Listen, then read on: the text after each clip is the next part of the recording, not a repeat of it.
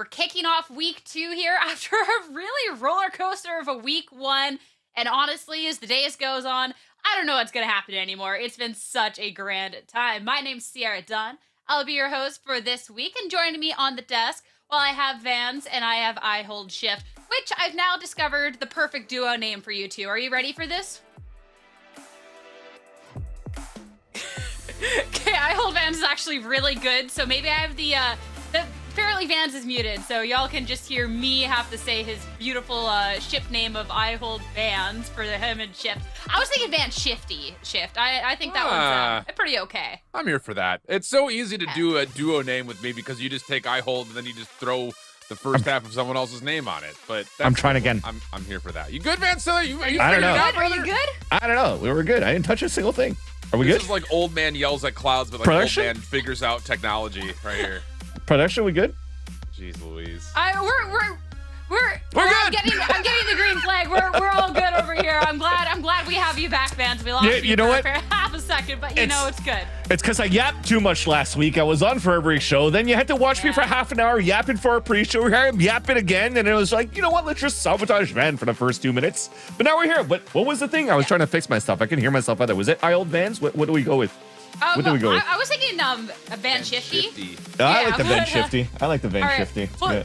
Vans, I know you did a lot of yapping last week, so we'll give you a second from yapping, and I'll make Shift yap instead, talking about our teams and whereabouts we are for the points and the standings for our teams, because at stage 2, obviously the points, they add up a lot more, and you got to keep your eye on the prize.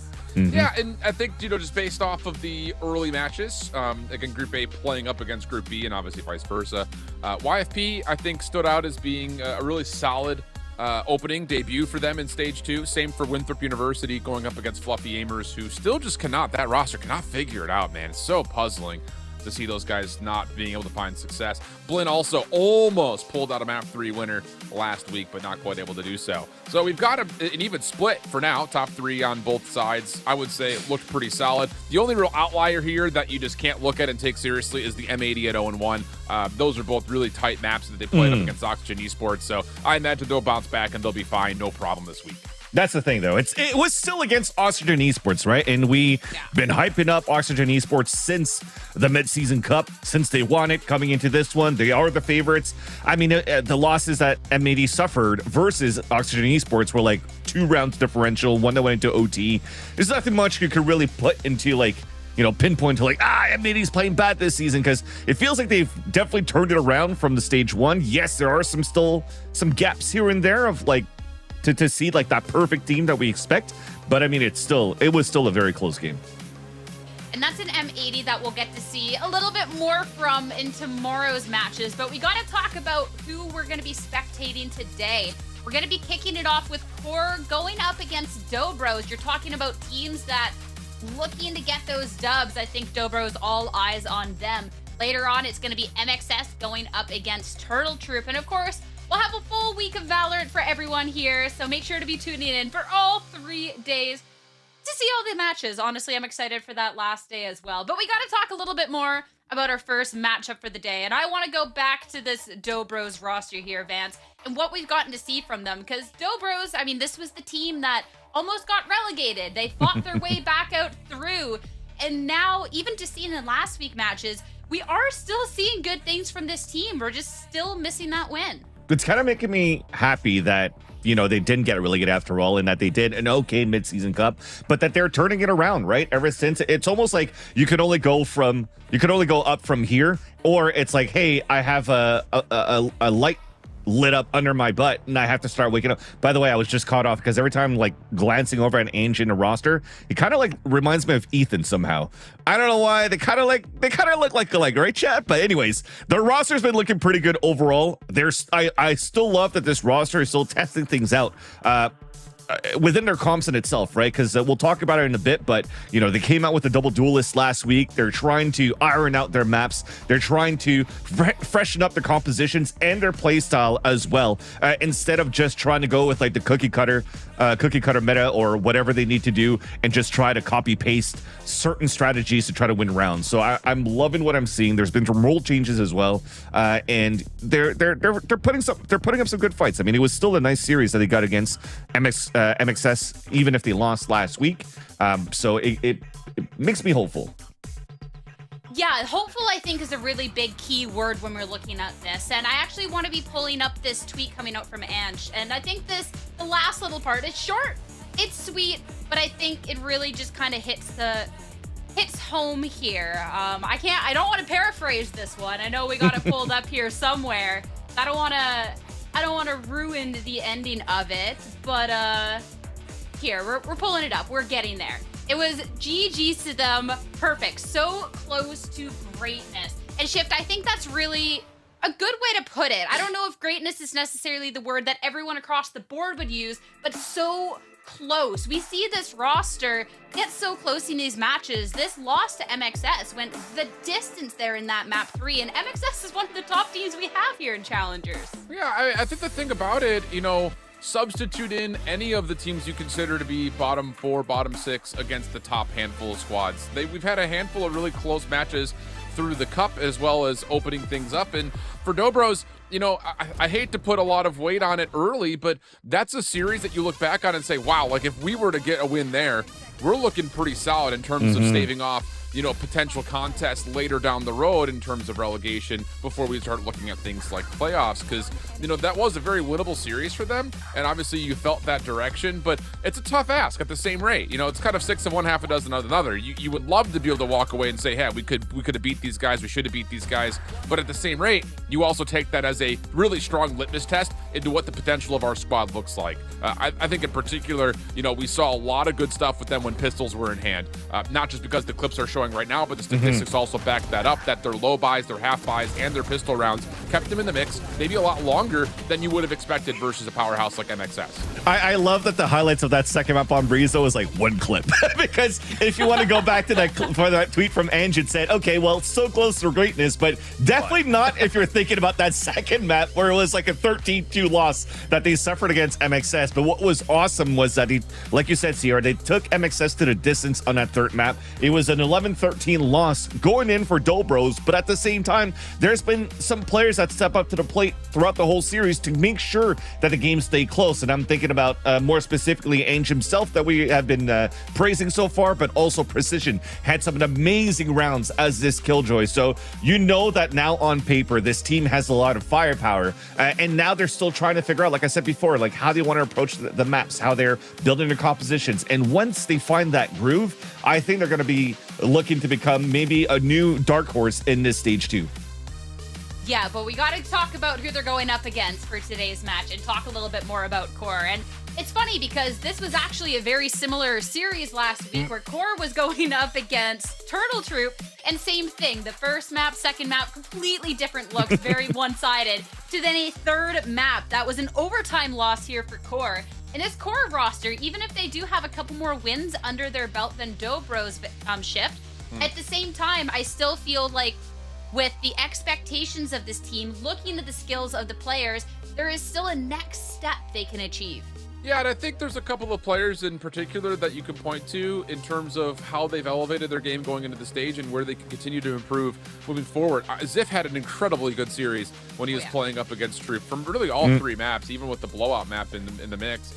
They still looked pretty darn good playing on the Viper that was on bind. We'll see it kind of through the phase here. But the thing that really impressed me about QOR against a team like Troop was how successful their post plants were in this first map. They were flawless, getting the spike down a bunch and holding perfectly.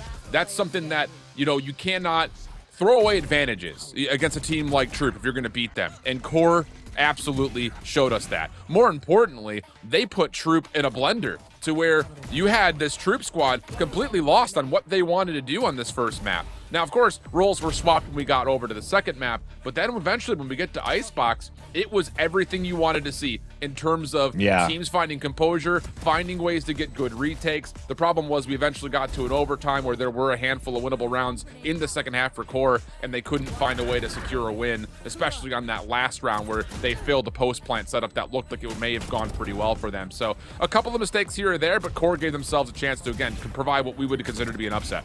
I think that's the beauty of having this coaching system. I love that. This is after the first map, by the way, when T-Dog was like super happy of how Sunset went through. Because yes, to touch base on that, it's basically what the core coaching staff does, right? Ocean and Slow. If you remember these guys over at the Knights or / Knights Academy, one thing that they were known for was how good their roster was playing on a map like Ascent. And when you're in a 7th map pool, there's going to be one map that you're going to have to permaban, one map that you want to have to excel in, and then one map that, you know, you're going to test things out and still trying to figure things out. And I think that's what we saw in the display of last week, especially now looking at the numbers of Ziff when you had these moments on Icebox where you had to pull out some magic to keep it close. But overall, like, the Sunset looks very well ironed out, looks very good, looks like almost like a Knights unstoppable Ascent type of play style. And then you get into Bind where you're pulling out like a Deadlock and you're like, maybe you're gonna have to go back to the drawing board for that one. But then you're seeing here that 3rd map when all the main strategies are out the window. It's all up to the IGLing on top of Zist's playstyle. T-Dog called tremendously well against TTR to make sure that he went into such a close game into an overtime loss. And I mean, Ziff stepped up last week, but also these two teams have played really recently, and Ziff was a big difference maker in that as well. Looking back at the mid-season cup, these two teams got to face pretty early on. Of course, Dobro, since they did fight through that relegation, they did have a chance to prove themselves in that mid-season cup. And it was a pretty back-and-forth series for these two teams, but in the end shift, it was QOR that was able to take the 3rd map there, close out the series. But considering it was recent, but still 2.5 weeks, and with the newer looks that we're seeing from the teams, I don't know how much weight this holds now. Yeah, I wouldn't throw too much into it. I think generally because, spoiler, we're not going to see a lot of the same maps, at least not in the same order. We're going to start the series a little bit differently. But I think the thing was, QOR is probably going to look back on this series and say, we should have cleanly 2-0'd these guys. They had a huge start where they were up 7-5 from the first half. And then after they lost the pistol, they found themselves what, 9-7 total, and then all of a sudden DB started to kind of come back on Ascent there. A couple of failed retakes in particular for QOR, but you know, I think the thing is, this series felt, watching it back kind of on, you know, fast time speed, it felt like QOR were in control of the majority of this series. And I think that the last two maps really show that. In particular, Breeze continues to be a huge strong point for QOR, and the Lotus, their offensive side, looked really solid. So I feel like this is still one of those matchups where I personally hold QOR in a little bit more favor than this series represents, especially considering the fact that that was, like you mentioned, a good while ago, you know, a couple weeks ago. I mean, I'm curious about your thoughts on that for how favored this series can be towards QOR. Considering now, let's talk about our current map picks and bans going on for the day, especially too with where we've gotten to see these teams adjust in these last couple of weeks. Because you already hit on a little bit of a spoiler, but we're not going to quite see that same run back, and we're going to be shifting up a little bit going into this series. Kicking it off, fans, with even our first map here. We'll be kicking it off on Sunset. There's another spoiler for everyone. This one was last time previously banned out by Doughboys, but QOR gets to lead it. Yeah, so I just wanted to make sure that this popped up before I understood myself, because I hate spoilers too. I don't usually look at the videos until I see it, and I was like, okay, bad. We'll see if it makes sense. No, it's okay. Spoilers. No, it's all good. But if I look right now at how like the map picks and bans went, right? So I see DB banning Breeze, and then I see QOR banning Bind. That just makes sense. That's exactly what I was talking about. Some maps that you have to be weak and you want to try to test it in. Remember, DB on Breeze played like a single duelist with a Sova, like some traditional comp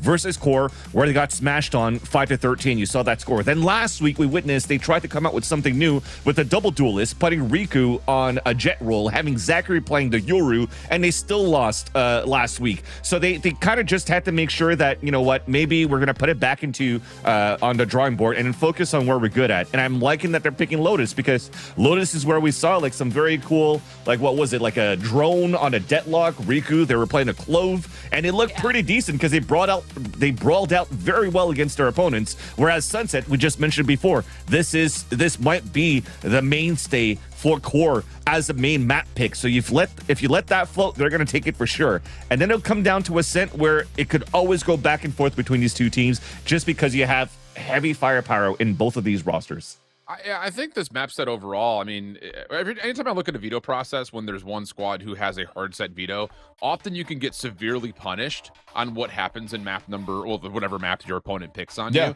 But that really doesn't happen here, right? Like, QOR don't play split, but Doughboys not only are they not good at Breeze, but they also know how good Core are. So this ends up like being a pretty decent overall pick. And then the simple fact of the matter is Core also gets a chance to ban out their second worst map in Bind, and DB are not interested in playing Icebox, which happens to be Core's third worst map. So I feel like this series set worked out really well for Core overall. I still look at Sunset as being kind of a neutral square up. Neither team has shown that they like dominate on this map. And then the real question mark is for DB, that Lotus comp that you mentioned. If they run that back again, like they did versus Moistex Shopify, will there be good game planning for Core, who are not bad at Lotus, but they run a much more neutral kind of standard meta composition? So there are questions here in terms of, has DB cooked something so big that they can't get countered on it, and maybe do they shift the meta, or is this something that you just have to look at and Core can say, okay, we know how to shut down this potential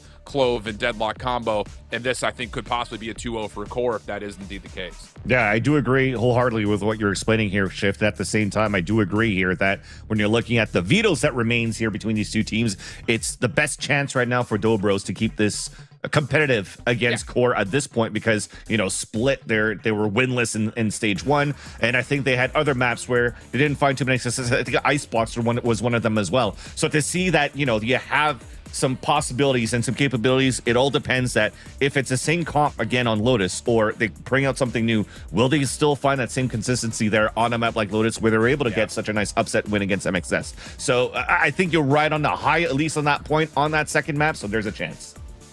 I mean, I can't wait to see the agents for Lotus, but we got to talk about and see the agents that are coming up on Sunset first, especially if Dobro swap anything up and the agent select is ready. So I'll catch you two later. Bye.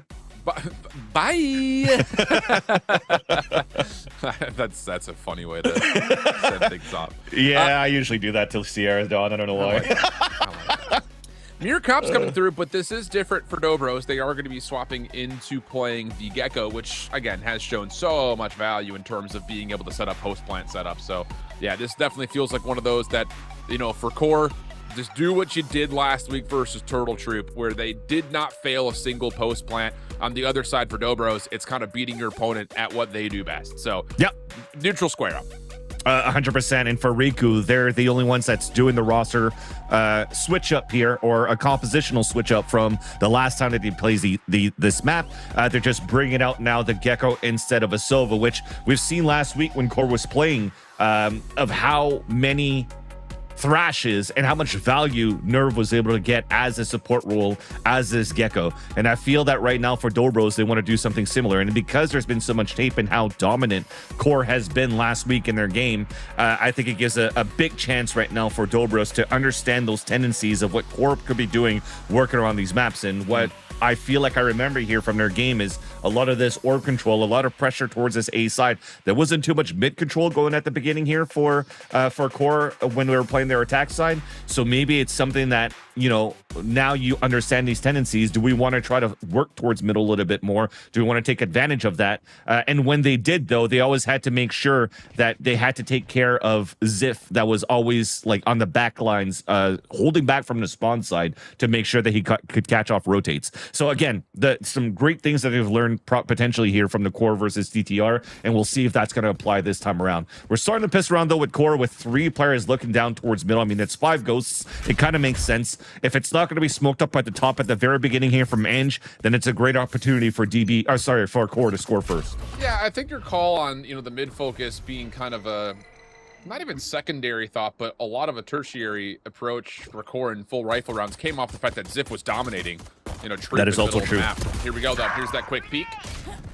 Barrier gets pushed through. Paranoia just to counter, but damage has already been dealt here. Core's just going to go 2 for 1, say thank you very much, and now set up a 4v3. Even the smoke came out a little bit too late, right? So you have an opportunity for everybody to walk out and set up for these first kills, these first bloods. Even the aggression came out from Core at the very beginning. Clean stuff, but DB now trying to stretch in towards mid. Nothing here to keep them honest besides just a couple of members on this cross corner. Zeldris on one side, does see the shoulder. Ziff is low on HP, and he does get punished. Now it's a 1v3 for Zeldris. He does get out of there nicely. Dizzy doesn't find much value. This is great peeling from Zeldris. Getting all the way back and still holding market as the offense breaches onto B. Going to be an easy plan coming through. You can hear the Gecko placing that up. And the forward position he currently has, seems like DB wanted to fight towards that spawn, but now that it's smoked out, it's just playing crossfires inside the site. T-Dog does neutralize the trap wire over towards the backside at B. This will split the focus of the defenders on the site, and Zeldris perfectly right through market. Able to find himself too. Now it's just down to precision, 10 HP, no chance to hold strong. And there was that little split focus right there for DB, and I don't know how much of that was because T-Dog destroyed that Cypher utility deep towards the entryway, but man, I'll tell you, DB just kind of lost track of Zach playing over, pardon me, from Zeldris playing in mid.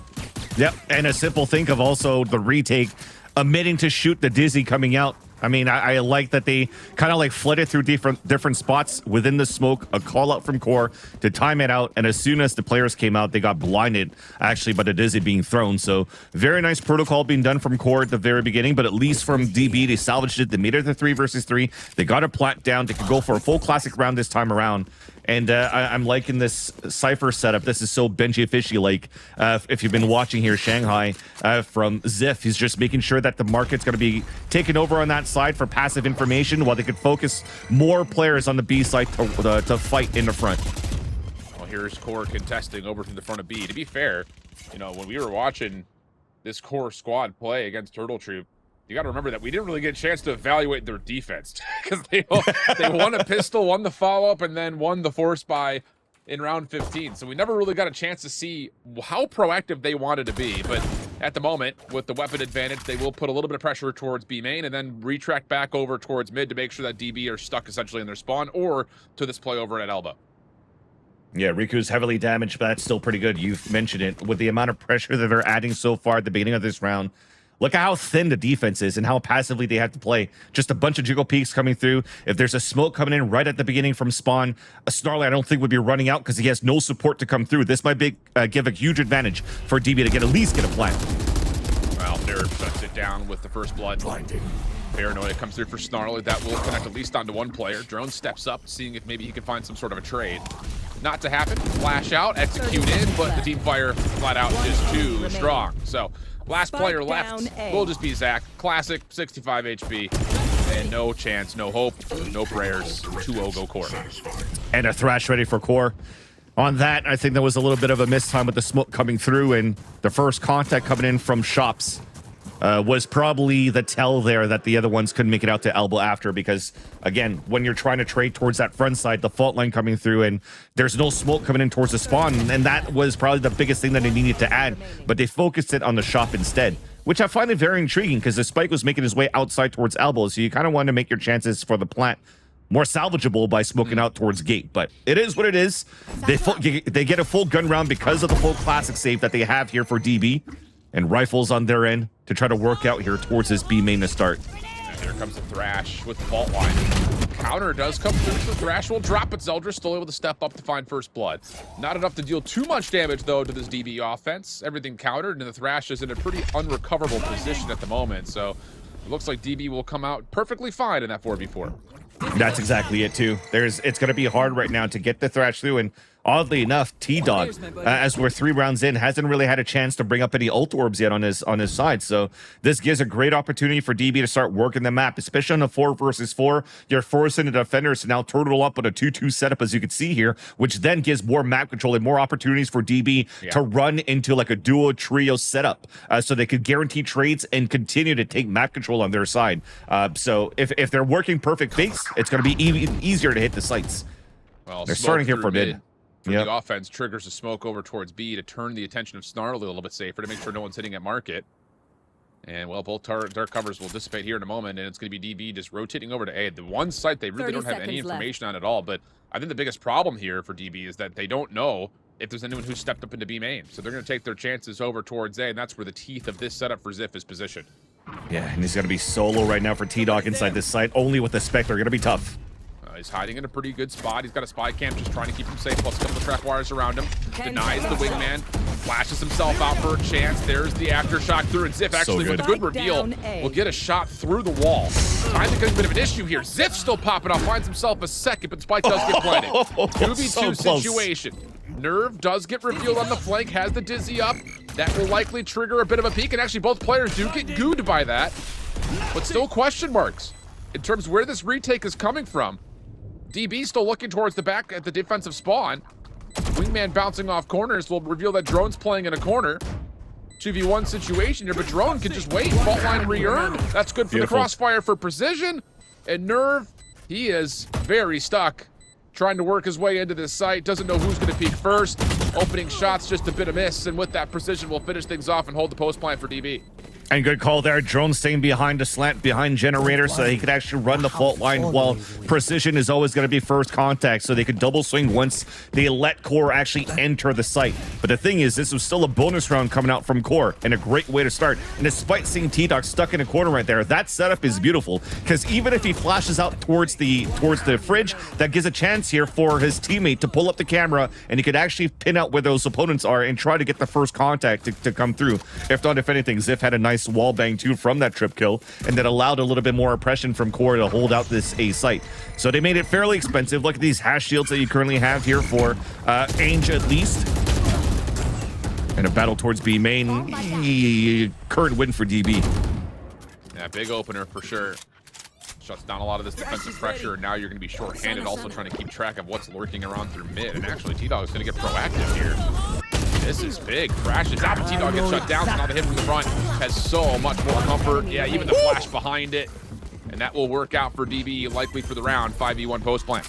Yeah, and a hat with the fish too, to even get the stun and whoever's trying to jump inside that smoke.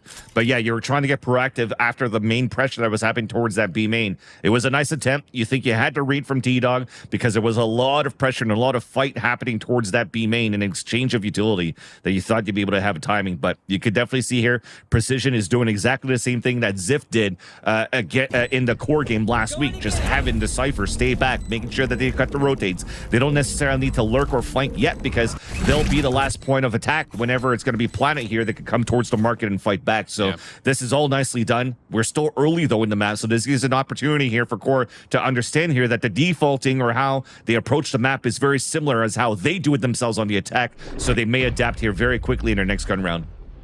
And for QOR, you know, we've seen challenge. That's been kind of the name of the game so far for their defenses. They want to try to contest that B main. And I mean, hey, the thing about it with this composition, I get it. Like, I always kind of rule the conversation under the rule of thumb of, like, you can overwhelm with utility. It just comes down to when do you want to spend it. And if you're going to spend it trying to get control of B main, you know, expect there to be a pretty heavy battle for it. Otherwise, you have to hold it all, or at least a lot of it, to be in a position to have a good retake. Because if you spend, like, you know, you spend your utility, you're going to be, you know, really reeling in terms of trying to find full retake potential, which is why we often see the post plan on this map is so darn hard to re-break. So it does look like QOR want to try to avoid that by contesting the spike plants. This hasn't really worked out for them yet in these full buy rounds.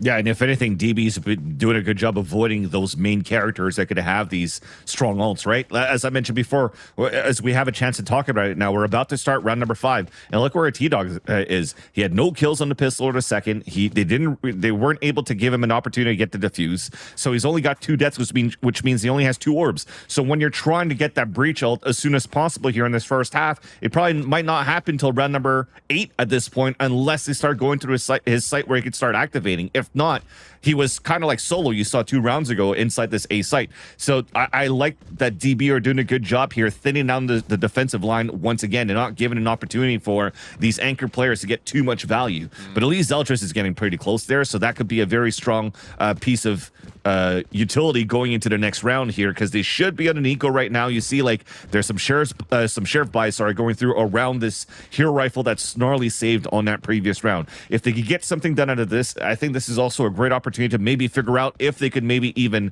trap something at the very beginning, if they're able to get some early orb control. So I think that DB should approach this into a default to understand where the pressure should be coming from, especially knowing that they're going against a couple of pistols. So you don't want to give your weapons away too easily with too much of a forward position, but you could use your ears. One of those situations of just make sure it's clean, whatever it is. Maybe just overwhelm with numbers once you get a read on where everyone's positioned. I think you're right. Yep. Okay. Well, we should be coming off this tech pause pretty soon is what we're hearing here from production, so hopefully it won't be anything like the extent of the situation, circumstances from last week. Yeah, or like Overwatch League and IEM Dallas. No, if anything, it was to give props to the talent there. They did a great job doing a podcast for like 5 hours before they actually got some games in. This is like going, but you know what? I love these type of events because sometimes, you know, at DreamHack, it's not like a studio or anything like that, right? So it's one of those like, hey, we're here live. If there's technical difficulties, we're just gonna have to roll with the punches. And it just brought me back to like the old days of like when DreamHack first started. And then you're like, you know, you have to kill time as talent. You have to be professional yappers, professional ramblers, which is what we're currently doing right now. But it won't be as long to the extent of what we saw at IEM Dallas over the weekend. I know I'm talking about a different game at this point here as we're focusing on Valorant, but you know, I'm an esports enjoyer overall. But now just to go back into the state of the game, you see a little bit of a weapon change going through from some of these players, and even Zeldris, I think he's making sure here that he has enough economy going into the next round, so he's not even going to go for a half shield. So I think at this point you're going to have to start figuring out or a buddy system or trying to go back for that mid control that you had great success with at the pistol round at the beginning, and use those shares at your advantage if DB are going to walk into a trap of trying to default towards mid again. So we're just going to have to see. We finally made it out here towards the technical pause, so thank you so much for your patience, chat. But you're seeing right now DB are currently setting up here to try to look for something into the mid round towards middle, but now working more towards extremities. Core now focusing on that sheriff pressure on that mid round that we mentioned before, that pistol round strat that he just pulled out. Oh, this play at tiles may work out. Snarly, does he see anything? Oh, shot comes through. He's got the hero rifle, but drone on the corner avoids most of the damage from the first headshot and then turns it into one of his own. So a little bit of a missed chance right here, but there is a chance to recover the weapon. Ziff will step up, get the Vandal. Problem is, the setup has been avoided over towards B. Spike is on the run, and Ziff's lurk is going to turn into possible a flank, but the rest of core are completely gone. Yeah, that's really going to foil things and not allow Core to set up that surprise attack that they wanted to. At least they're able to salvage his weapon. So now that the spike's been planted, it's guaranteed that it's going to be towards this B site. You might want to try to go for some exits at this point because you have invested in shares. You want to try to win these fights, keep the economy low against your opponents, but unfortunately, it's not coming into their success so far for Core. Still running solo on these peaks. Yeah, good composure here from the side of DB.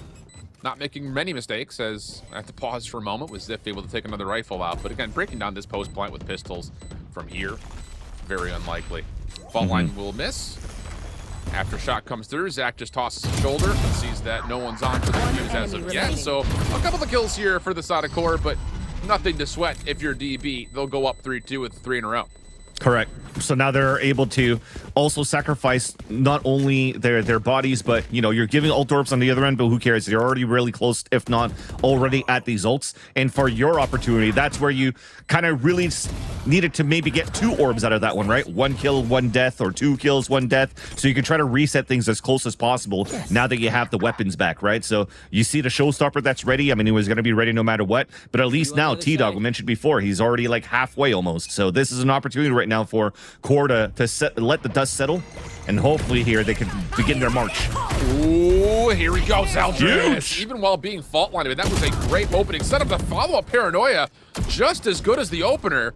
So 2 with the showstopper, 1 follow-up and trade from Nerve gets us to an early 4v2, and, well, DB, got to make a choice here. I mean, you want to try to make this as punishing as possible, but you don't want to give anything away for free. Little step out from Riku. Snarly sees it and just backs off safely as Core look to just establish this 4-man hold. It was definitely a little bit too quick there for DB. As soon as the Dizzy came up towards the air from Core, that was the call to set up the trap, and looks like they got caught. So thinking here that they were able to tie up the game quite easily so far, thinking that they had control of their driver's seat, realizing very soon and very quickly that Core are never going to be out of the fight, rather. And this gives a great opportunity right now for Core to bring it back on a 3-3. And you mentioned it, there was still some healthy economy coming out for Dobros, so they'll be able to buy into the next round again. But this was, you know, a very pivotal round for Core. Losing this round puts them back into an eco. And now if they're able to salvage 4 players to stay alive after this one, we're back into a very, very good start of this series. Yep. Like we said, this map has, outside the recency of Core, Smack, and Turtle Trip down on it, it's been kind of a neutral battleground for these squads. But the question we asked last week was, would Core learn and improve upon the 2 back-to-back matches they played Oxygen on in this map?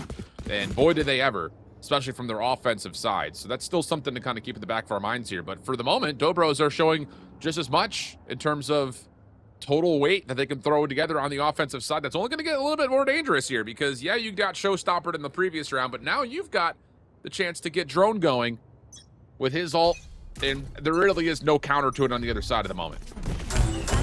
And it's fast. They want to try to do this towards this A site. First contact being Zachary. Beautiful entry. So that weakens it up, and you're going. Cover going out. Rolling Thunder out. Nerve doing what he can. Mosh gets spent. Paranoia through, and the pre-fire will be enough to, unfortunately, have Nerve take himself out of the picture. Wingman for the plant. And with that, we've got ourselves a 3v4 retake where, again, I mean, a neural theft that you can find a kill is really your only tool here, and you may need to consider the possibility of just, if you can get a pick, go. If not, maybe we just play for exits here. But Zeldris will paint shells out. Drone gets caught out, but doesn't make a difference. The shots are clean. And now it's just down to T-Dog, who does at least find another kill, but really, you would think no chance for him to secure this 1v2 with the time remaining. Yeah, still like that we had like the elevator smoke that came down from Ange just to make sure we could spot under it. So T-Dog might be going for it to try to continue to make it expensive here against Dobros, but at the end of the day, still DB holding better protocols on a pulse plan under 2 versus 1, making sure that you check that smoke and take your opponent down. And it was unfortunate there that you saw that Nerve took himself out, but you saw he was getting wall banged, he was getting paranoia, he was about to get flanked from elbow. You're trying to do whatever you can where you're blind and try to get a spray while blind. There you go. There's nothing you really do here at this point. So unlucky for him on the stats. It's not going to look that good, but you know, he tried. But that was still a clean take coming out from Dobros. Clean pulse plant in the end. Almost isolated 1v1s at that point with that aftershock that came out from T-Dog. But it's only a sheriff in the hands of Nerve and rifles all around for the rest of the team. And we are looking to play here a sight anchor and maybe even a pullback as soon as Ziff gets into some contact. Yeah, I mean, this is going to feel like a 4v5 round right now with Nerve just kind of playing with his utility as support.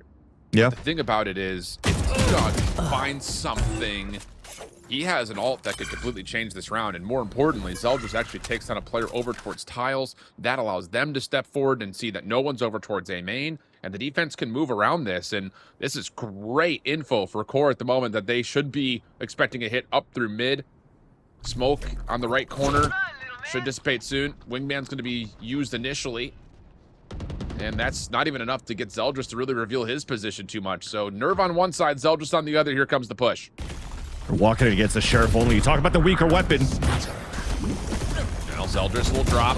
That's not good news. Nerve the one to find the kill, but the aftershock finds the essential trade. 3v3. But the information for QOR now knows this is a hit from the backside. Oh, great flash and burst from Zach. Now it's just down to Ziff from the site, and whoa, Ziff actually able to find another. It's going to feel like a miracle. So Zach will get on the site, but things drop to a 1v1 post-plant situation. He's got an ult, though, for Zachary. Is immediately going to pop it. Sidesteps the paranoia. Take your time here if you're Snarly, you'd think, hearing the voice cue. And the fuse will be expired. So now, maybe a small advantage for Snarly with the health pool involved. Just comes down to how do you check this. A couple of dark covers are also at the ready. And Snarls, he's made his footstep sounds heard. Doesn't check the correct corner. Zach will get 4 in the round, and DB find themselves up 5 with now a big economic advantage. Big round coming out from Zachary too, and also making sure that the fuse just dissipates, because at this point you want to make them think that the paranoia actually hit them, and you don't want to let them know where you shot the rocket from, so it gives you the opportunity to hold this spot right there. And the game sense that he has, roughly at 30 seconds right after the spike's been planted, nobody really walked out of market yet. No shots came through, no smokes being thrown towards main, so you kind of have an idea that he's coming out towards Boba, and he read correctly on that 1v1. Overall, though, I love that we saw this nice little blind kill from Ziff onto Ange as they had the perfect crossfire setup to take this B site for DB. And you kind of wish that, that's what Nerve was able to do last round before, but at least he got some contact there. He got a nice little kill with his sheriff as well for Nerve. So we talked about a much lower buy that they had for QOR, but almost converted it into a victory because it ended into a 1 versus 1 towards the end. So now this forces QOR to pull out the first timeout of this map.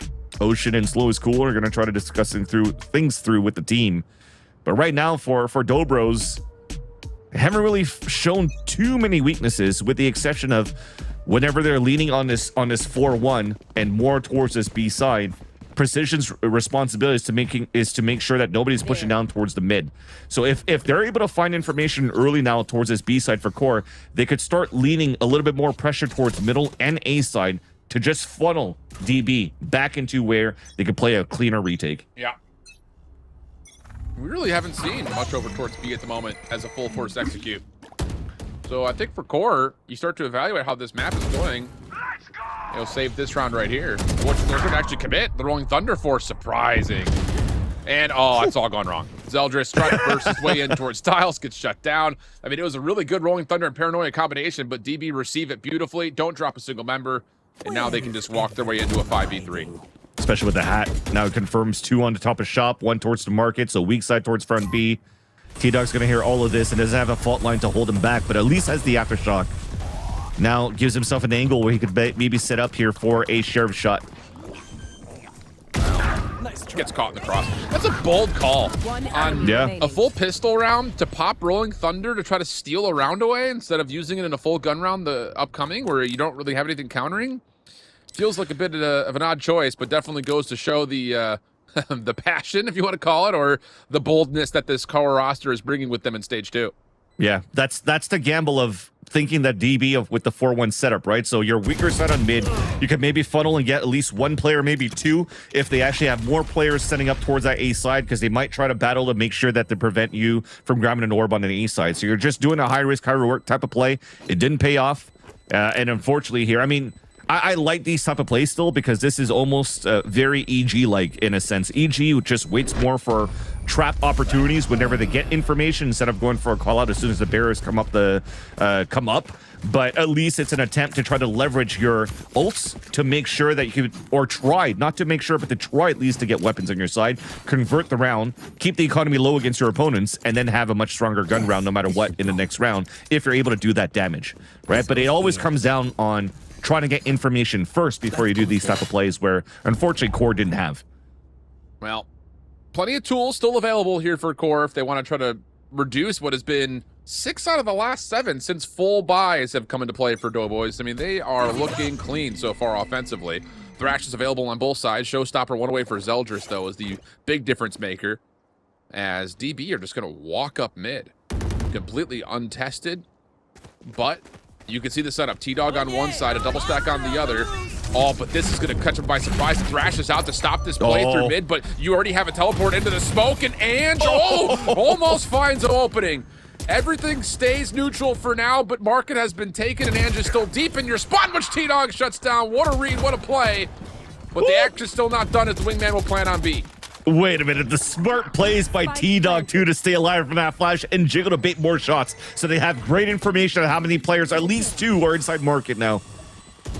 Thrashes are off the table for both sides. That was spent on the first blood contact. Here comes the 4-man hit from the front. Dark cover out, Sif snaps onto Riku. Not much to be seen there, and now the neural theft is out. Drone steps into it, finds himself one. Snarly off the pinch through market. Doesn't find the value you're looking for, and in the meantime, Zach's able to find one with the paint shells. Wingman also taken off from the defuse. So now all of a sudden, Snarly has to pinch this up, and he does well. Last one left, no precision.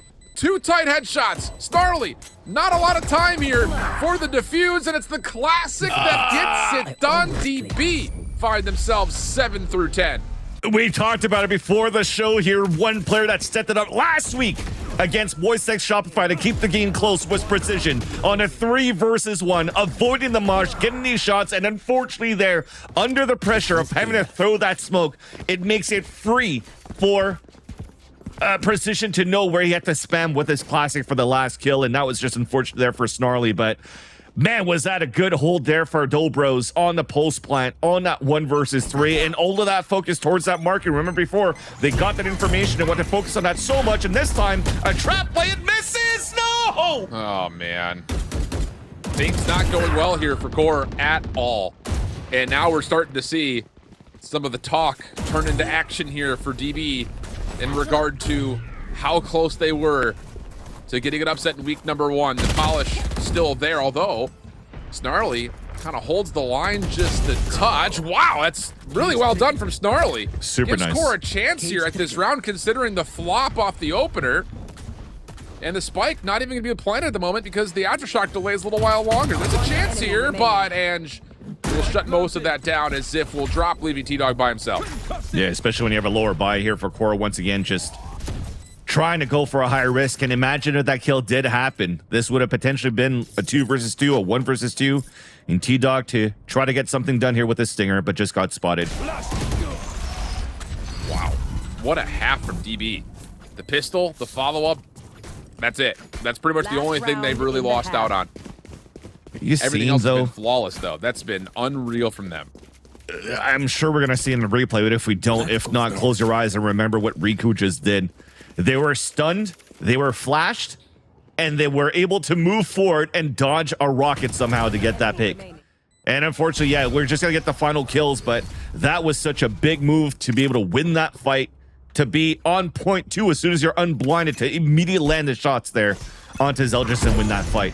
Last round out the half, Dobros have full control now of the attack side, and QOR, unfortunately, the amount of retake attempts, the pushes coming through with ults, not paying off. Their only success was the buddy system towards A-Long, so at least they're going to try that to salvage the last round. Yeah, it really, I think we're going to be able to spark notes up this first half and say that QOR took a lot of risks on barrier busting play. As soon as the barriers drop, it's, you know, a rolling thunder through mid and a paranoia that doesn't work out, a showstopper play that last round that doesn't work out, and you would think that those two ultimates by themselves, probability-wise, should get you 5 total rounds.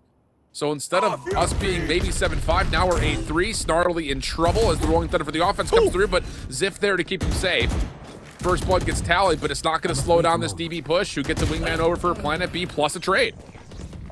And it's planted for main, not for the staircase, so the spray after plant is going to be a little bit more difficult, so Dobros wants to fight forward. The attempt, precision trying to change the mold, doesn't work out, but Pinstripe goes the kill feed down to a 2v2. And holding outside of market. Dark cover, does it keep Drone a bit more tucked and safe? Shoulder seen from T-Dog. Paranoia going to get spent. Does not hit, though. Drone has to fight for his life. Does well to get one and push up to the high ground, leaving T-Dog in between both members. Here comes the follow ball. The blind shots are good. And now he knows where Ange is. Who's going to peek? Ange looking for shoulder. That's enough to know T-Dog's not on it. And then he immediately calls. Like he's going to try to toggle it again. A 9-3 half. DB looking solid on the first set of rounds here. And how many of these rounds came down to those 1v1s? There's at least, what, 3 of those post-plant situations that should have been at the advantage of QOR, or at least coming down to the final 1 versus 1. And yet Drone realizing that his wardrobe's a little bit bigger with those pants. He was shown inside that smoke, an easy kill for T-Dog, but nonetheless continues to be a great round, a great half being displayed by Dobros. And it was really nothing out of the ordinary, with the exception of that TP on the top of middle that they tried to do to counter a Thrash. But outside of that was just some good old default Valorant that came into their side. They let QOR run their aggression against them and take control of all of that. But remember, where they got a lot of that success for QOR against MXS last week was on the attack side, and the impact that Nerve had with this Gecko agent. Maybe they'll be able to turn it around here with an important pistol. That and Ziff lurking through mid was always a constant problem for TTR, but so far DB have gotten perfect reads. Delayed paranoia over towards market, followed up by the Dizzy, but QOR around the back find their first couple of kills, and then Zach keeps his life, and, well, pardon me, not able to keep his life as Ziff stayed alive a little longer over towards market side. So post-plant situation here, 5v2. A little bit of information that Drone's nearby with the shots over towards the market door. The only question is where is precision, and that information has now been gained, so QOR could just take their focus towards back spawn and over towards market, where there's Nerve on the flank for one, Ziff for the other 3 in the round as QOR get the second pistol as well. Very simple around the world kind of thing from middle into the door, and even wrapping towards Boba. They were okay of giving up B main to start things off here for QOR and focus a lot on the market to make sure that they were able to get an entry for Zeldris to move in with the rest of their team and then close the door behind them, and then they could just focus on pinning everybody inside that market spot. You saw all those X's that came through onto DB's side in terms of their markers when they gave their lives away. It was a great hold by QOR just to keep them at bay, just all inside that spot. And that's how you're going to start snowballing potentially here into your favor. Well, that quickness, that proactivity, their ability to isolate these openings on sites and get free orbs like you'd mentioned in the pre-show, showing itself early here. Not to put much regard into it, considering that this is the follow-up after the pistol win, but the gamble stack for DB towards B is going to be wrong. So we'll look at maybe not even a post-plant retake attempt here. I mean, we've got classics, no armor, and shorties, so this may just be a see if we can get a couple of exits, overwhelm something, and then maybe just die off to the spike. Yeah, don't give any of those ult orbs over to Nerve. Remember, the impact that he has already halfway to his thrash. And snowballing, deathballing towards his A site was just to make sure that they're able to grab any opposition on that side. And DB understands this, that they don't want to give these ult orbs away. It's been pinged out by QOR, though. I feel that you see them all grouped up in this area just to make sure it's not just one hunting him down. Making sure they don't leave any more weapons and start building these up because they need this confidence back in their favor for QOR in the second half. There's Nerve with the first. Uh-oh. Well, drone will get one, but that's another orb, like you mentioned. Yep, one away. And Zeldris at the same time, so they focus right now on Nerve and Zeldris to make sure that they get these ults ASAP. So now it comes down to a bonus round that maybe isn't the best. You have to force in 2 rifles going into this one, so you already see Zeldris down to 0. But this is going to be very important for DB to try to isolate these orbs or try to get the backstab, and it seems to be the latter. They want to try to go for some min control and maybe flank at some point, but no, going to be a little bit more default at this point, so you might give this up. They're going to have some more control on the A side, and Precision's going to be alone towards the B side too to try to keep them back. And deep play from Zach initially. Nothing there at mid, but once again, DB, clear out mid, clear out B main. All of the defenders can start to rotate over to deal with something over towards A, and they've stayed far enough back to where this thrash will confirm that, yeah, no one's on site, but it's not able to really push off the defense, which is already stiffly on rotation. So QOR needs to scale forward here if they want to try to contest this. Wingman will get to work on the plant. The follow-up to try to pick up. No, not fully. Here we go. Here comes the retake attempt. Flash already in. Paranoia not going to hit too much. Spike does get planted. Zeldris in the corner. A little crossfire set up with T-Dog. That'll work out for a 2-for-1. Zach also blinded out. Thrash on its second life. Not really finding the value that it would want to. So you got a 3v3 setup here, and DB are back on the site. Zachary, though, big kill by Ziff. That's going to stop the bleeding. They should have this in the bag now for QOR. And there it is. Yeah, I mean, the good play to start things off from Precision towards that back of the site. You mentioned the second life of Thrash. Even both lives didn't get too much value for QOR in trying to gain the site because the trip actually caught the Thrash. It forced Nerve to go inside the site. It killed some time to allow DB to start setting up for the pulse plant. But where it gets the deadliest is this continuous position right by the dumpster out towards the E-Link. And it was a great crossfire setup between that player caught in that moment and T-Dog just flashing after the plant. So that just allowed here QOR to just have a much stronger hold towards the A site, staying inside of it as well. They didn't have too many util. Oh, wait, hold that thought. It just happens that quickly, I'm telling you. They're barrier busters. Wow! We have a double kill with an aftershock. Tally it for things that I haven't seen, I don't think, ever in the 4 years that I've cast over Valorant. It's been a while. It's been a while. Wow. 2 kills and now an orb. Jeez. Yeah. This is going to start getting dangerous right now, and DB are soon and quickly realizing rather that QOR are not afraid of just holding that W on their side and to just be fully aggressive. And when it comes down to those moments where they just need to stop, they will full stop and maybe even catch you on those on the counter aggression. And that was a little bit of a misplay. T-Dog a little bit too out in the open. Cover going out. Not much overall in terms of a full punish, but 2v3, and Snarly, he's going to give up B main here. So Riku, if he continues on this path towards B main, he's going to get himself a rifle. There's one in the corner here, so how much can Ange do on the other side? Can you pull the focus? And actually, he's just going to throw a fake smoke and then re-wrap back into market. Here's the weapon. It's a Phantom. And there's a wingman, too. Yep. Riku, they could have a great position here to make this expensive. Both wingmans will kiss. Ah. And now we stop the bleeding. Indeed it will. Indeed it will. Okay. So just as much as QOR found themselves on the back foot, they're starting off this half just as hot as we saw versus Turtle Troop. Back to a full buy, and this is where we need to see. Ah, there it is. Yeah. Is there going to be any sort of a timeout here for DB to try to get themselves going on this full buy, because I'll be honest with you, it's a bit puzzling to not see anyone have taken a tactical pause at the moment, because I mean, the offenses have been running away legitimately on both halves. Hell yeah. Great job by Prezi and by Daystream. Yeah, I gotta say, just give a quick shout out to the observers though for us being able to catch how those aftershock kills happen from the paranoia right after, but they are continuing to be very aggressive. Seems like the name of the game right now for QOR is to keep doing that until they get shut down fully. You know, at this point, Zelja is dying early. If they still convert this round, I wouldn't be surprised if this continues this way for them to continue to double satchel and try to get value out of Zeljas as the entry. Well, and just Spidey senses are tingling. Interestingly enough, T-Dog's one off of Rolling Thunder. I was going to say, there's an orb right there, brother. Just take that. Yep. And likely they'll use this almost immediately upon setting up their smokes. Counter smokes will come through. A-set will be wide open. The only one pushed back is Ange, which she really wasn't in the side anyways. T-Dog still actually through the smoke. Spams out one, gets Riku. That's a huge tool off the table here for DB on the retake attempt. So now all of a sudden, you need to find value from Drone. He's got the whole toolkit available though. Exactly. Especially when Ange doesn't have his paranoia. So you have to be on point with the call. That's why he's pivoting back towards shop. Just try to get the most value there. And he will. Yeah. First fault line lands, first kill good.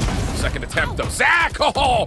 Shuts down T-Dog up close and personal. Paint shells to block off the retainer on the site itself. Mosh out for Nerve, trying to delay. Clock the biggest ally right now for the last two members for QOR. Flash, spam through the smoke. Things turning up well, and Zach will get 4 in the round. And DB will get to double digits. And just Drone moving over to shops to get the stun on to Snarly was what started and initiated the engagement of DB of tempoing back within the site and making sure that they could thrive under the chaos. And when he drops like that for Zachary after this kill, baiting out T-Dog moving forward so that he shoots after his teammate, swings out to get the kill. He has been the spearhead of that retake and made it count there for Dobros just to make sure they could finally salvage a round here coming into the second half. This is their first round that they're getting here on the second half, but thankfully they have ults to follow behind this as well. So a kill with the hat, lots of info that he can get. Precision's playing very aggressively to start with the camera just to make sure that they shut that down at the beginning and take full control of doubling up and setting up these crossfires on the mid side.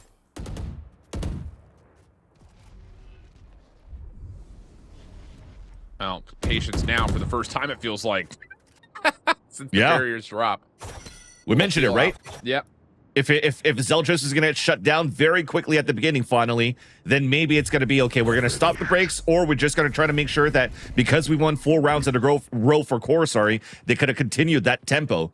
But they soon realize here they're in a deficit by 3 rounds. They're playing against ults. They just want to make sure now that they're playing a little bit more discipline and bringing it into their favor. But right now, we're at a minute in. There's been 0 pressure towards B main. There's some pings here and there. But for Dobros, they have an inkling that it's a pressure towards the A side. But all this for a ruse, because look at the pivot back from QOR back towards his B side. The thing is, QOR's going to have to spend something to clear out B main. They have no idea what's here. Unless they just walk up, spy cam in position. They will see that there are 3 members on the way. And most of the utility from the side of Precision have been dealt with. Like you said, though, this is a fake. This is it. Able to take down Riku for the first, and back in Showstopper coming in. Go. You do have the ability for Showstopper, like you mentioned, and yeah, he's going to use this to try to stop the plant from coming through. You only have 12 seconds left. Showstopper does find the kill. Zach trying to create some space for the paint shells. That's going to work out as well. What a freaking play from Zach. Boombot also out. No time for the plant. You have to find all the kills. And ooh, Ange nearly steps up a little bit too far, but avoids the catastrophe, and Doughboys will get 11. Imagine if that was the kill that stayed around for QOR as well. That was insane from both sides. But mostly, of course, highlighting how Dobros played that. The first one pushing through, just to make sure that they confirm that there's going to be a fake or not. It's Riku pushing forward. Yes, they got caught, but it was enough time there for Zachary to move through. But after this kill, look at what follows. The fault line came from Drone all the way from spawn to get that stun to make sure that Zachary get the kill and not give a chance for QOR to plant. Now they have to go with the showstopper. They want to go back with the tempo. They just spotted Precision forced to fall back. Yeah, not bad though. DB will have a chance at finding their way back in. They're one off of a Rolling Thunder of their own, and they also have a Thrash to try to retake. Long lurk on the way from Ange.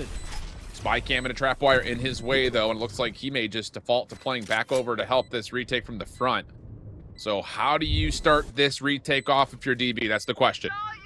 You want more? With that, Aftershock Thrash, you're seeing it come through both ends. One just got pinned. No wall bangs.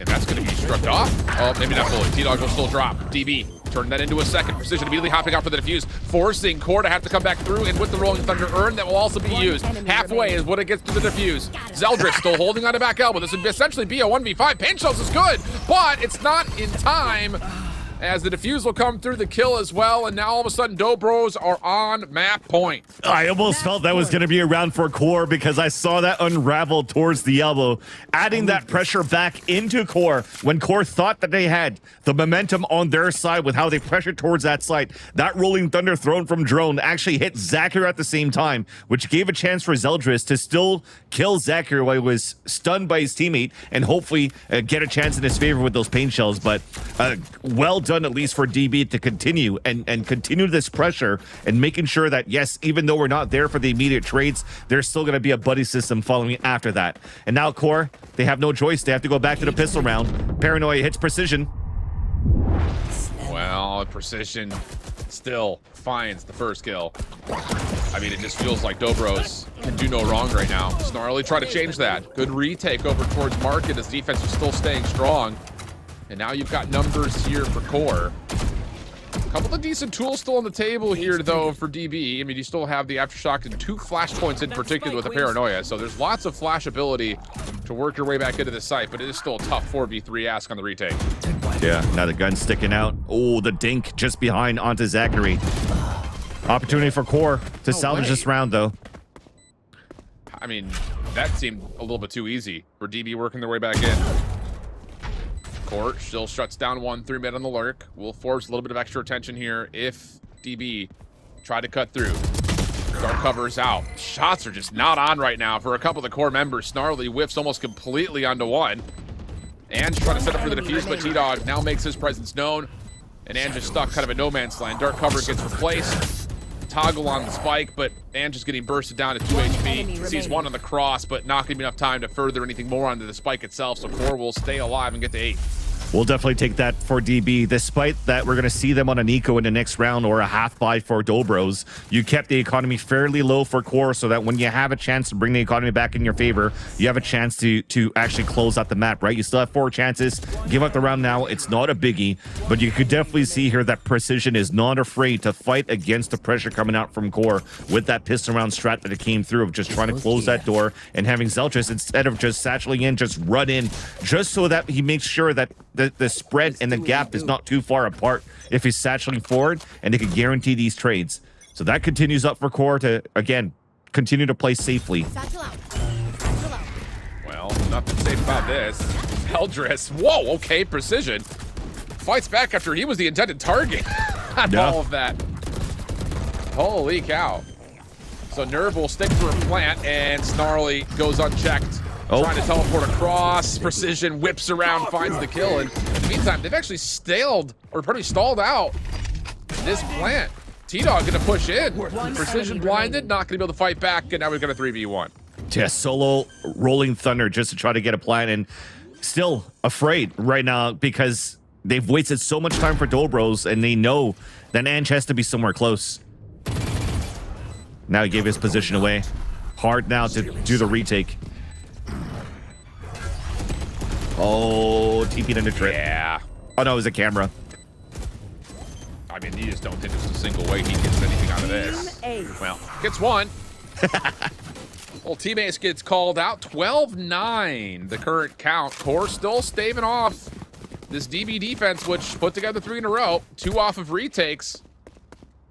But the thing about this is, yeah, DB find themselves in a bit of a financial puzzling position here. Like 2,500 credits average looked like a P-Null 5 players. So a timeout gets called. And now we talk about, do we really want to invest here? Or do we try to put this away 13-10? Yeah, I think at this point, if I were them, I'd probably just try to focus on the next gun round. So leverage the timeout not only for the gun round, but trying to see if there's a way you could do any type of trap plays against QOR right now, because QOR, they're relentless so far. They're finding a lot of value. Yes, they still got they got Zelchus punished earlier on towards elbow, towards the A side, but the majority of these fast hits that they're currently showing here on the attack side of QOR has been majorly successful. So for Dobros, can they try to slip some players through towards B main? But that's being watched by a camera from Zip. So do you want to try to fight back towards middle? Your best case scenario is you're going head to head against Zeldris and more players, and you still have bodies to make it expensive against QOR. If there's nobody there, then you still have an opportunity to go for heavy flanks coming through. So that and keeping precision anchored up, and hopefully you're gambling towards the right area where QOR is defaulting towards to, then you're in a good spot. So right now you can see it. Precision setting up here for a full setup towards this B site, and it's a quad man setup on the A site for a stack. The thing is, though, it's not going to be an aggressive trap play because they're going full classics just to make sure that they get their money right, with the exception of Zachary with the Bucky. So now you're just setting up crossfires, you're setting up for trades, you're trying to just have him pinball towards you and hoping to get some kills. All different look here for Doughboys. Obviously, they're going back to economy. Do they find timing on this potential push out from QOR? You got a lot here. Just who fails on this first? The Bucky only finds one. Paint shells. Not going to find too much value here. Yeah, sure, drone gets a fault line to connect, but damage mostly mitigated off of QOR's patience here at the get-go. Now is Zel just trying to grab the showstopper on the B side and meet up with the rest of the team before, so it was close to some point, but now they know they're playing against classics only in a Bucky. It should be okay for QOR for the rest of the round. Yeah, you'll do more damage here and there, but you can definitely see here the rounds now and the map's now open for QOR to plant, and it's in a very good spot for all angles. It's gonna be very difficult. I mean, he got hurt. Precision's just running through. I love that he has a Talon classic supporting all over our North American buddies there, playing currently in the Pacific region. Shout out to Frost. Shout out indeed. Ban and Governor. But yeah, they're just trying to salvage this this Vandal, and QOR, they understand it. They're trying to make sure that you can't keep it here for Precision, but this is going to be a buy no matter what for Dobros. So if Precision could actually have these guys chase after him and win one of these fights, you're kind of happy if you actually won that duel, because it's going to make it fairly expensive for QOR in the next round. Yeah. But now there's only 2 more chances here for Dobros. We're nearing overtime in this matchup. And a lot of tools are on the table now. Got a Thrash available, Showstopper available for QOR. Rolling Thunder's one off for the side of Dobros. Still working on a Thrash of their own.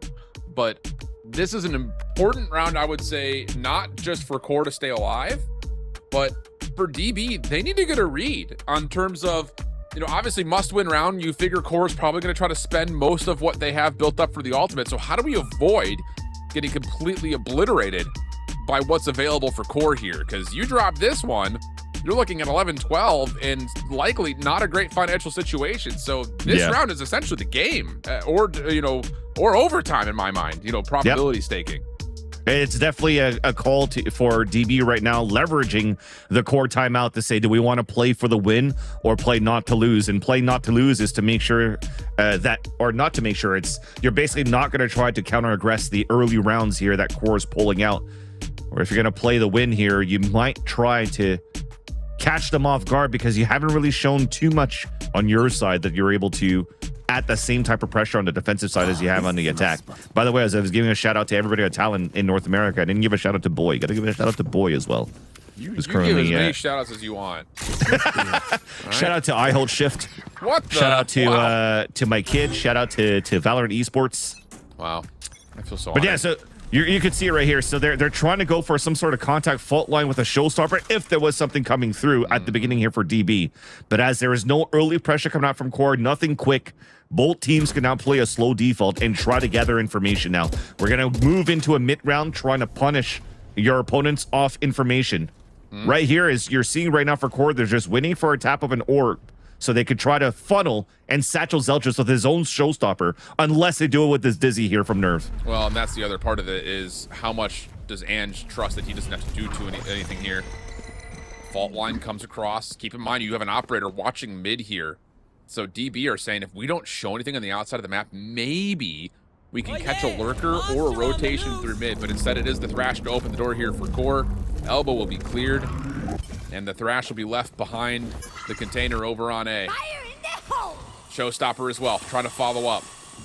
No damage, no, well, near problems, and... Oh, he TPs! Oh, it's on the way, but it only takes about half the HP. Everyone lives, and now it's on the retake for DB. Most important retake right now. There's a Thrash that should be once again available from Nerve if he runs inside the site and picks it up. And the camera was watching middle. So there's going to be a late lurk coming through from Zip as well. Well, Showstopper to start. That will clear out part of it. Precision gets the first. It's on a lurker of Zip. Thing is, you now have the ability for this operator to potentially get traded out. That's the bigger problem here when it comes down to trying to retake with the op, but that should be a rifle anytime soon. 4v3 situation, Jordan able to come up from behind. Now it's just down to Core on top of the site. Rolling Thunder gets spent, but Precision continues. The tally kills. 3 on the round for him. Page shells over towards the spike. Zeldris gets himself a little cubby to work with. 1v1, but Riku finds the kill, and the Wingman, I believe, got it to halfway. Yeah. Enough to get this to be a 13-10 map. DB taking away Core's map pick. What a nice try there with, again, a clutch scenario for Core, but it didn't pay out in their favor. You saw towards that tick, towards that second Thrash that came through, there was unfortunately a detainment, a team detainment as T-Dog, got hit by that. He couldn't go out with the trades, and it really allowed DB to just flood back into sight right after. A nice attempt, though. Both teams showing that they were both strong on the attack side, but when you're behind 9-3 at that half, it's going to be very difficult for Core to continue that type of pacing and making sure here that they close out and try to bring this into overtime. So a great first map being shown by Dobros, defeating Core on their map pick. Yeah, huge stuff. And that Dobros tweet talking about how they feel like they're so close. Yeah. Everything's really coming together. You definitely saw it on their offensive side, and I think more importantly, the adjustments they made defensively, very, very well done. And really wasn't even that many adjustments, so to speak. They were, providing problems that Core had to try to figure out, and unfortunately, a couple of 1v1s, 2v2 situations don't really go Core's direction. And hey, you take advantage of those on any given day, you feel like you could beat just about anybody. So great start for Dobros, making Core really maybe regret kind of stepping into that map choice overall. And now we've got the question waiting for us of what compositions are we going to see for map number 2 as we head off to a break things down, and then set everything up again right after backside the break. Don't go far.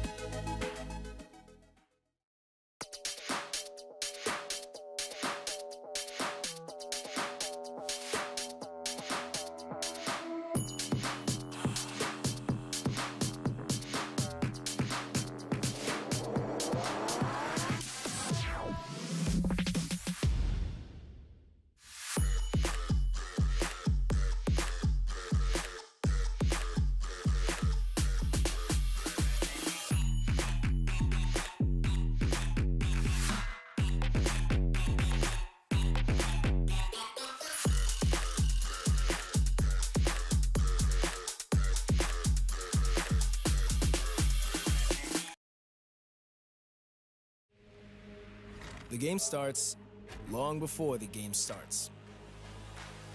And warm hands are faster hands. Gain the upper hand and power up your pregame warm-up with Zippo hand warmers.